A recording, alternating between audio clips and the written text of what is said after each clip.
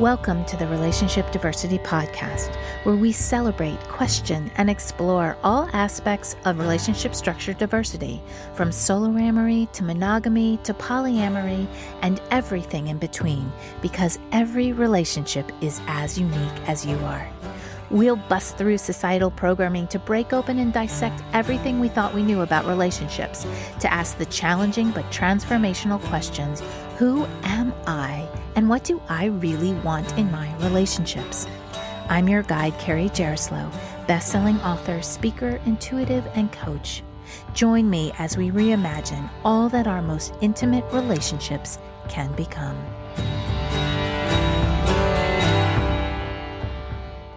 Today's episode is part of our conversation series. I'm just one voice in this relationship diversity movement, and it's important to bring more unique perspectives into the conversation.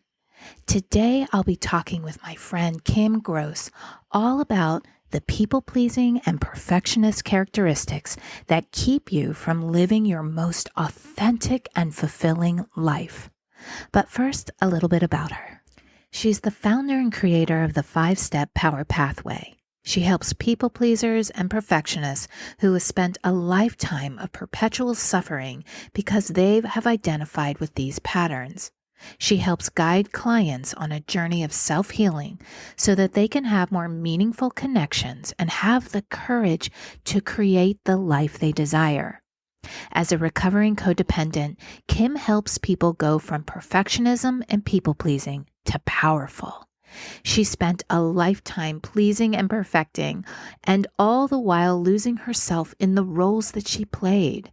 It's her passion and desire to help others to create real and meaningful relationships and create the inner power to dare greatly as they create the life they desire. Kim is the host of the popular podcast Mask Off and is a champion for helping people find out exactly who they are behind the mask they wear. She helps people awaken themselves by guiding them to undo patterns, stop living for others, shift their mindset, and start healing. Let's get into the conversation. Hello, everyone, and welcome to this episode of Relationship Diversity Podcast, where I have my good friend Kim Gross here, who is going to lay it all out to those people pleasers and those perfectionists. She is ready to say hello to you and to teach you ways to move through that people pleaser and perfectionist tendencies so that you can live your most joyous life. And the reason why I love this discussion is because I always talk about relationship diversity, meaning you are unique and that every relationship is as unique as you are. And in order to really step into that, you need to let go or release or move through the people-pleasing tendencies. So, Kim, thank you so much for being here for this conversation. And so happy you're here.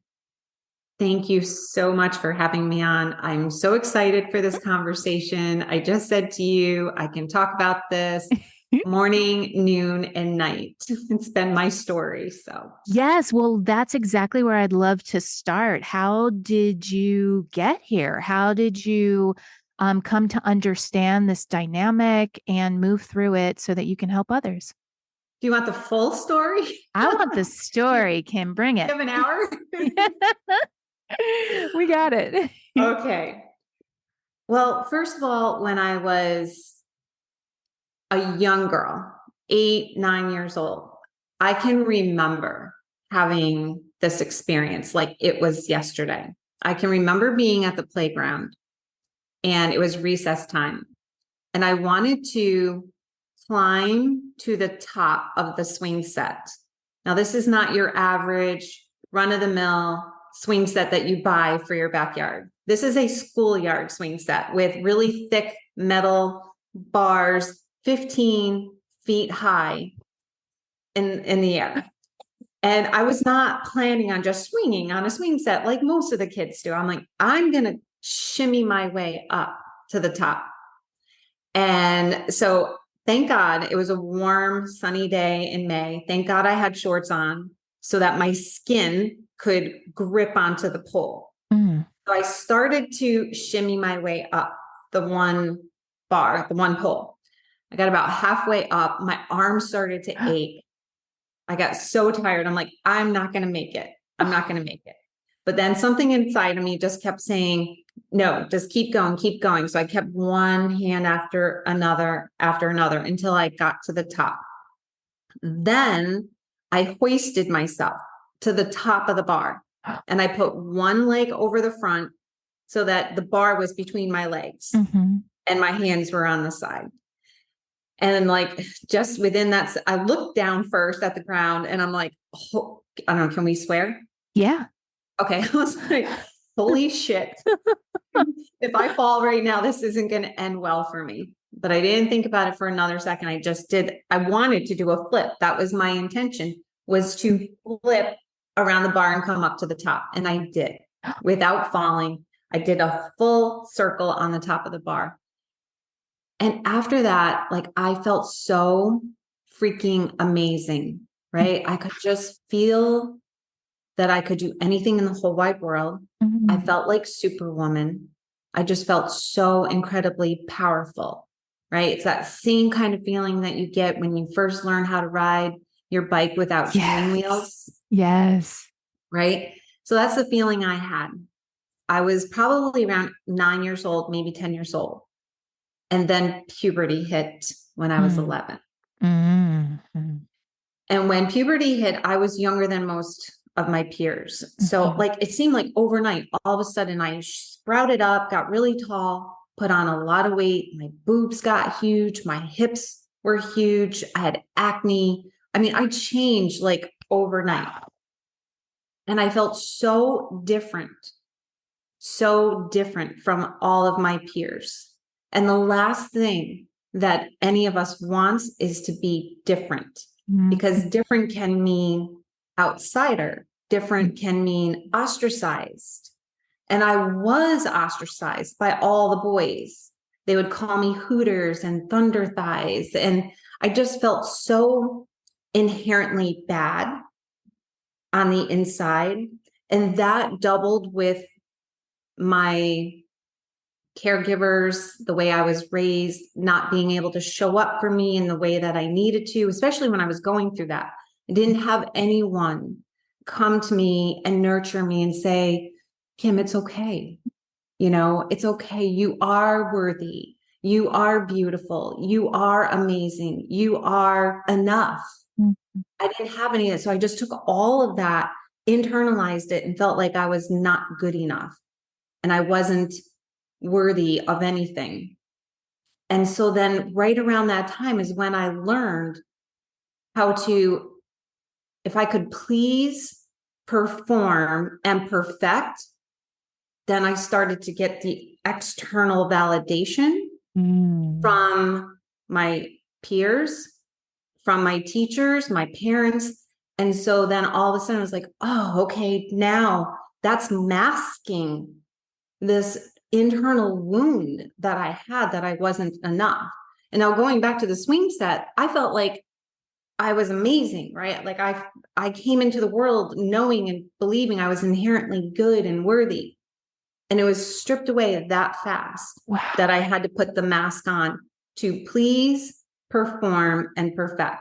Mm. And then that became my pattern in my life for the next like 20 years, until I was 28 and got onto a path of recovery and knew that I couldn't continue to live that way because my relationships, and here's where relationships were so freaking unfulfilling.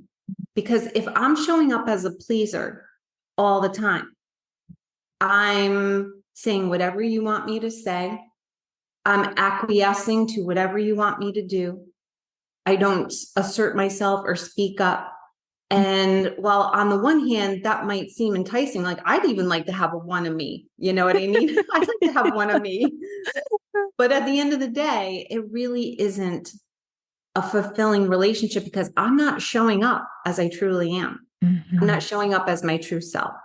And when I was an adolescent and my young adulthood, I ended up having anxiety, depression, an eating disorder. And in my early 30s, I was diagnosed with an autoimmune disease. Mhm. And I'm like, okay, something has to shift. I had two young kids. I could not continue to live that way.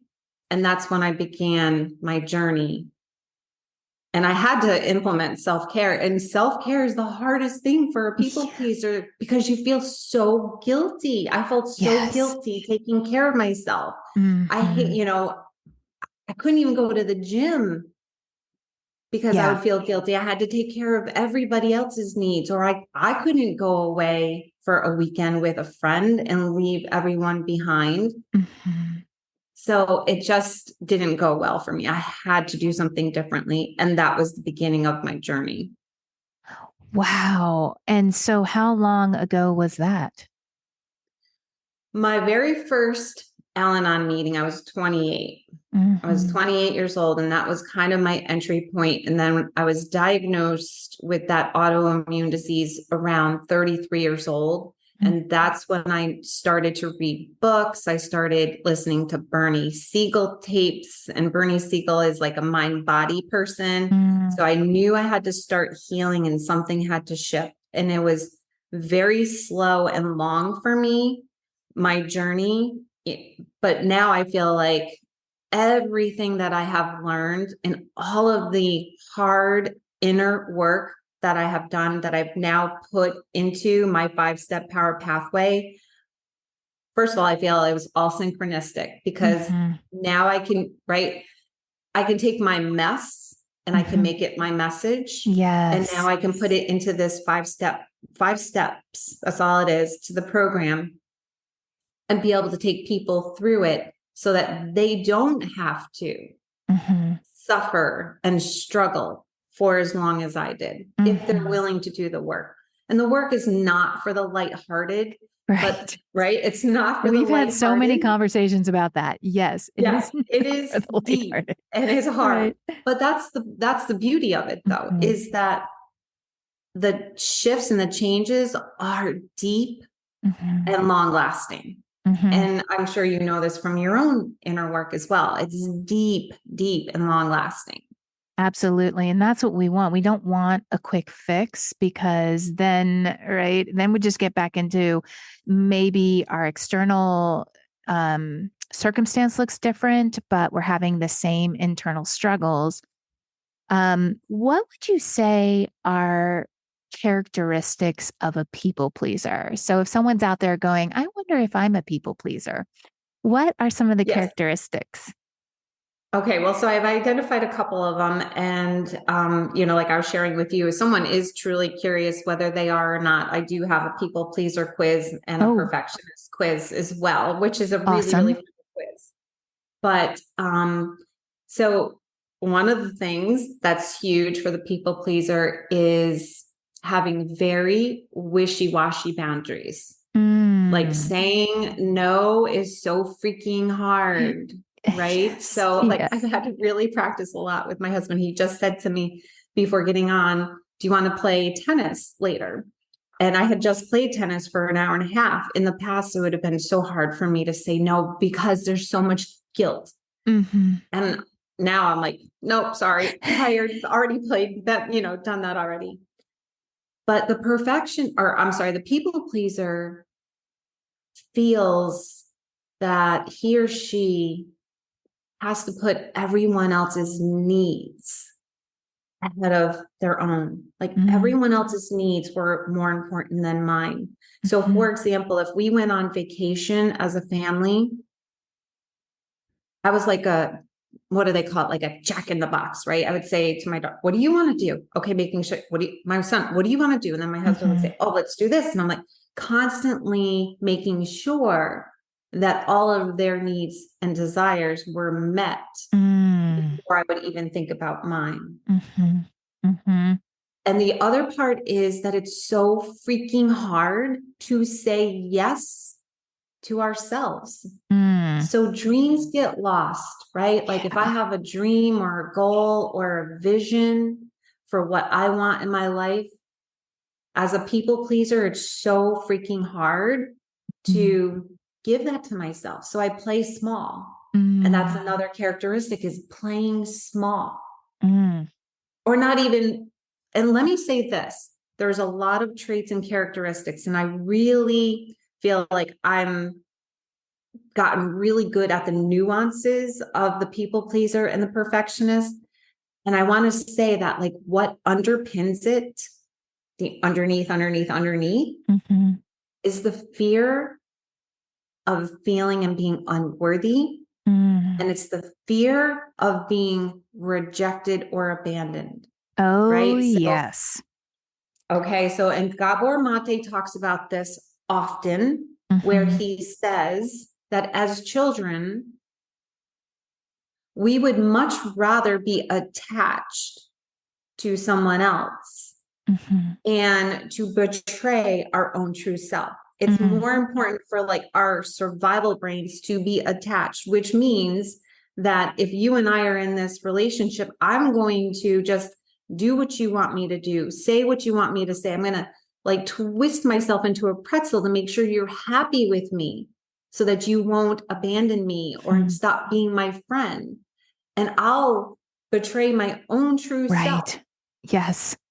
I'll betray myself over and over and over again. So if we were going out together to go to a movie and you said, hey, can we sit way in the back of the movie, and say I can't see really well, but Mhm. I don't want to speak up. And Mm. that's another characteristic. I don't want to speak up and rock the boat.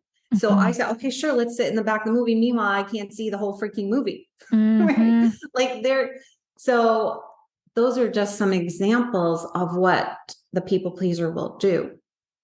That's so huge. And that fear of being left, right? Ooh, it's so deep and, biological, I think. Yeah. Um, One of the things that I had as an experience when I was young, and I find this with people too that become people pleasers, are that they take on the role of being the peacekeeper of their family. I know, like, my family seemed totally fine up until my parents' divorce. And then it felt like a war zone, like I was experiencing conflict like I had never, ever experienced. And so, this safety that I had, which was my home, my family, my parents, just completely erupted. Yeah. And all I wanted was for everyone else to feel better, specifically my mom, who was like the person, who was supposed to be anchoring me in the world. And Yes. so I would do everything to keep the peace. And I found that in my relationships up until my big, deep healing after my first marriage, like specifically my first marriage, that anytime the tone, because I'm super sensitive to tone, anytime that would elevate a little bit, I would freeze and just like hole up all of my feelings, not feeling like I can speak or talk or say what I really want to say. I just need to placate and make sure that my partner is okay so that I can feel a feeling of safety. And even through all of the 20 years that I've been like seriously working on it, I still find that sometimes when conflict comes up, even though it's very normal, I get that freeze, that freeze, that feeling of just like, I don't know what to say because I don't want to lose this person. And I have to really like talk myself down to say, I'm not that 12-year-old girl anymore. But do you find that people who are the peacekeepers of their family become these people pleasers? Yes, and I think that, so I talk about masks a lot on Masks Off, and Mhm. the peacekeeper mask is also another mask. I think they're like sister masks. They're Mm. cousins. Right behind the people pleaser is the peacemaker. Mhm. And I used to do the same thing. I couldn't stand when I was young listening to the arguing, between Mhm. my mom and my cousins because they lived in the household, and it just made my nervous system so Yes. dysregulated. It was Yeah. like, oh my God. So it's like, let me just be a really good girl. Let Mhm. me be really quiet and let me just try to make everybody like settle down. I can remember being like 15 years old and wanting to get my whole freaking family into therapy. Like I'm the one who's trying, like, let's go to family therapy. Right. And they all looked at me like, what the fuck? I mean, like I was crazy. We're not going to therapy. You're the one with the issue. And even now, like when my kids, they're 23 and 20, but even if they start to go at each other, I'll Mhm. get real, just like you said, I'll get really dysregulated and Mhm. I'll try to get between them Mhm. as a referee. Like, okay, Mhm. no, she just really meant that. And no, no, no, no, no, you don't understand. Like, that's not what she was trying to say. And they get so frustrated with me for Yeah. getting in the middle and trying to break it up. But I do it because I'm so dysregulated. It's an automatic response. It's like I've had that experience with my kids as well. And when I can become aware of it in the moment and I actually like kind of detach a little bit to allow them to move through it, work it out, understand conflict and then conflict resolution, because I think I have understood or not understood, but like, felt conflict, but never saw conflict resolution. And that's really an important part of the loop, right? To know that I'm safe, that I can have conflict, that I can resolve it, and that I can still look across the table. My partner's still there, or my, kids are still there. And we have this great thing that with my husband, always said, I want to have some kind of disagreements in front of the kids. I think they need to see that. And then they need to see us say, like, I'm sorry. This was what was triggered in me. And then I love you. And what I find is now that I watch my kids do it is that they get to that conflict resolution. We come back to, I love you. I'm sorry. I was just feeling hungry, or I wasn't, I was frustrated at this. And I actually see like the loop close, which is, um, very healing for me to see my kids go through that because I never got that.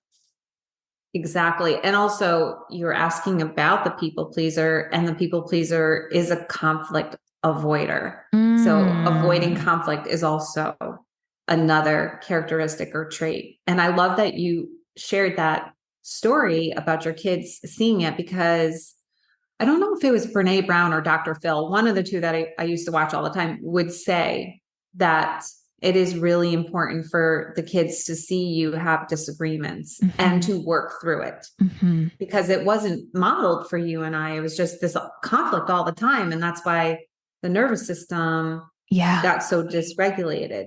And then I Yeah. just wanted to say one other thing about how both of us mentioned that some of these things can still come up. And Mm-hmm. what I have found from my own personal experience and with others is that it's not about the people pleasing and perfectionist patterns going away completely and forever. Mm. Because even for me, with all of the inner work that I've done on myself, that pattern will come. And I'm like, oh, okay. But the difference is that I have such an awareness of Mm-hmm. when my patterns come to the surface. And then I'm like, great, okay, I own it. And then that's the second step of the 5-step power pathway. I own it. And then I'm excited because I know now this is an opportunity for me to grow even more. Oh, okay. Like, Tara Brach used the story all the time about the Buddha and having tea with Mara. Like, Mara is kind of like, well, there's a whole backstory on what Mara is, that in the Buddhist tradition, I guess Mara was like, for lack of a better word, like a devil or something. But Mm. Mara just means that these are your shadow parts. Let's Uh-huh. say that, right? So the Buddha would say, let's have tea, Mara. Let's have tea. Like, Mm-hmm. I welcome in my shadow part. So if my people pleasing and perfectionist patterns are Mara, the Mm-hmm. parts of me, the shadows that are in the crevices, I'm like, let's have tea. Like, great. Right. Let's work on this. I want to heal more. I want Mm-hmm. to up level and heal and become as freaking whole, WHOLE, Yes. as I can. Like Yes. that's what I think our souls are here for. What do you think? Is that why Oh, our souls are here? I am exactly in agreement. And I talk about it in terms of like communing with our shadow side, saying Mm, hello to it, acknowledging it, giving it the love and care. Like I speak to myself all the time, specifically, those parts that I judge at times and just say hello. And instantly, because I do that a lot, when I say hello to the parts of myself that that I've resisted or judged, it is that feels like I'm communing, I'm accepting. And I love that you say that because I think that there's this false expectation that when you work on something within yourself, that you heal it and it never is there. It's just like it just goes away. And while I have had an experience and some experiences with parts of that more times than not, I am continually healing the layers of the onion and getting to the deeper core parts of whatever the issue is. And so, I want to just say to anyone out there who's like, but I've done my work. I did a whole episode about like, your healing process is a marathon, like, right? We're just like, we are just it's a journey. It's not a destination. There's not a place to get to. We want to feel better. Yes, we want to continually feel better, but it is constantly a journey. And so I want to ask this is like, so everyone go to Kim's website, kimgrosscoaching.com, and take the people pleaser or perfectionist test. She's got a free test on her website. So if you are wondering if you are a people pleaser or a perfectionist, take this quiz, and it is very comprehensive. And let's say someone's like, okay, I've identified I am a people pleaser, but how do I get started? Like, what would be the first step that you would give someone to get started with this process? So the most important thing and first step, and this is my 5-step power pathway, Mm, is the awareness of the mm, patterns, right? So, okay, I'm a people pleaser now. So, well, what does that really mean? And like I mm, said earlier, there's so many layers and nuances, and it really, really takes a lot of introspection and awareness to see in all the ways that you really are a people pleaser or a perfectionist. So I help clients to really become super focused and super aware of the patterns. mhm. That's key for power patterns. Right.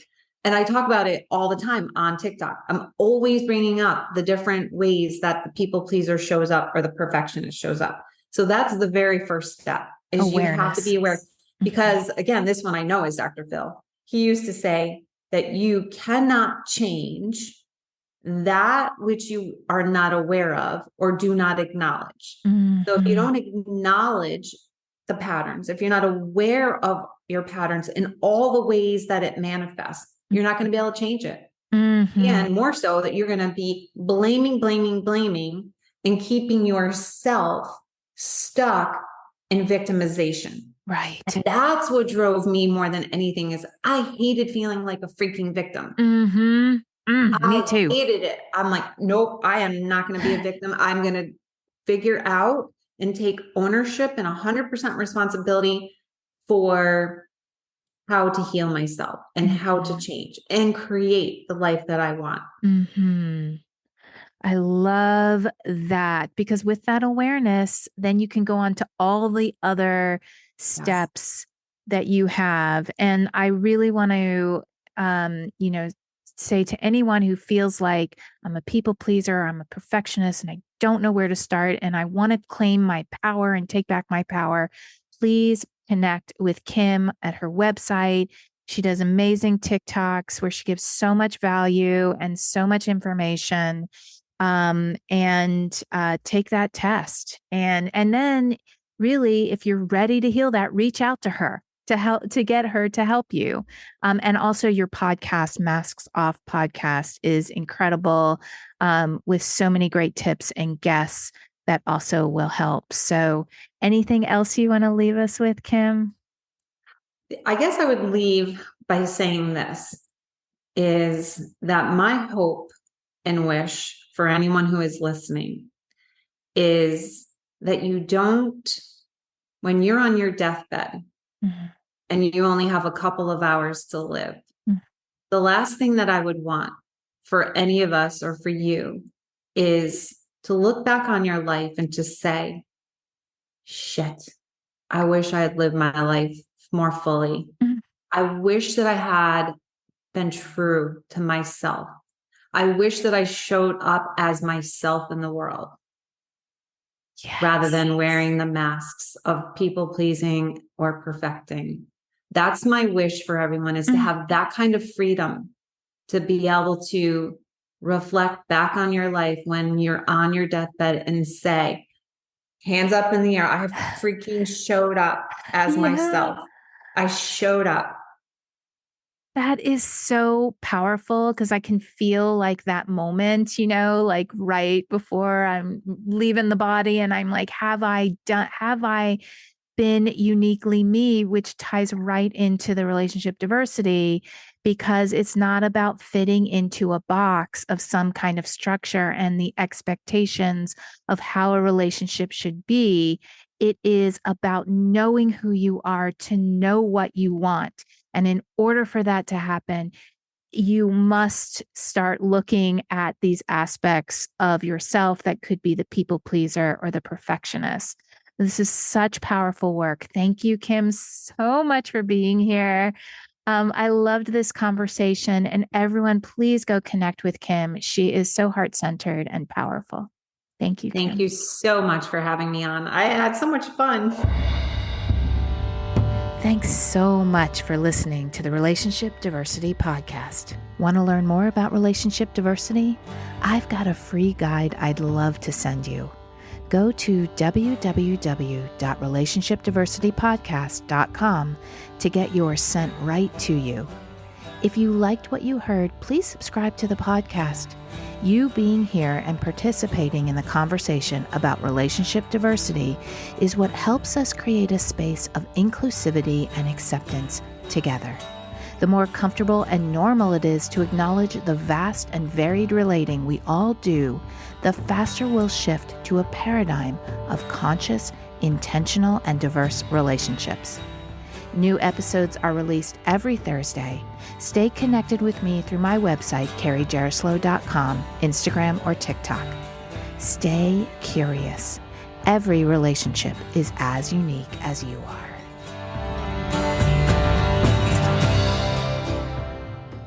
Are you feeling stuck or unfulfilled in your intimate relationship? Do all your relationships end in the same way? Do you feel like you've lost the spark in your current relationship? Can you never even find one person who you want to explore a relationship with? If you answered yes to any of those questions, are sick and tired of feeling like a failure in your relationships, and desperately desire a different experience, then my 8-week deep reprogramming intensive may be the answer for you. In this program, I work individually with you for 8 transformative weeks. We'll identify the subconscious programming that's keeping you stuck and shift it to a new affirming belief systems. We go deep, we get real, we get results. This is healing unlike anything you've ever experienced before. Here's what people are saying. Jordan from North Carolina said, more has shifted in 8 weeks of working with Carrie than 10 years of psychotherapy. Jane from Sanford, North Carolina said, it's honestly changed my life. And Cassie from Santa Barbara, California said, Carrie's laser precision in helping me diagnose where the stuck energy was helped me make positive movement in our first session alone. Absolutely transformational. I love being a guide and witness to these courageous people who claim that they were done with their past experiences and ready for something different.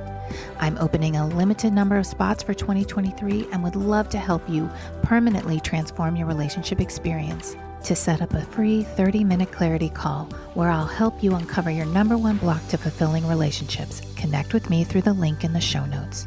You are worthy of experiencing deep fulfillment and love in your relationships. This intensive work will help you get there.